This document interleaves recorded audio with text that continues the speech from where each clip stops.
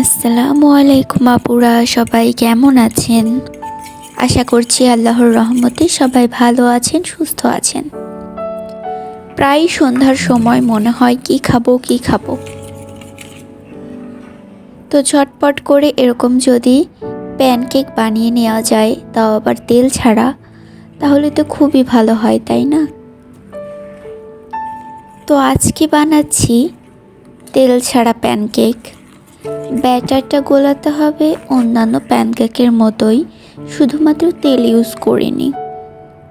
আর এটার মধ্যে পানি দিয়েছি। আপনারা চাইলে পানির বদলে লিকুইড দুধও দিতে পারেন, সাথে চাইলে তেলও দিতে পারেন, তাহলে একটা কেকের মতো ভাইব আসবে আর কি। সংসারের খরচ বাঁচাতে আসলে কত কি টেকনিক করা লাগে, সেটা যারা করে তারাই বুঝবে। কোনো বড়লোক আপুরা বুঝবেন না এটা।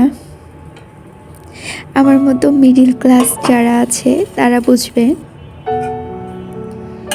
একটা ডিম দিয়ে আর 1 কাপ আটা দিয়ে মোট প্যানকেক হয়েছে আমার 5টা। আমি ভাজতে ভাজতে একটা খেয়ে ফেলেছি। তেল দেওয়া নেই, তারপরেও অনেক সুন্দর করে উঠে যাচ্ছিল।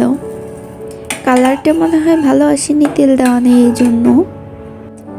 খেতে কেকের মতো অত ফ্লাপি না হলেও হয়েছে, মোটামুটি কাজ চালিয়ে নিয়ে যায়। একটা পুড়ে ফেলছিলাম।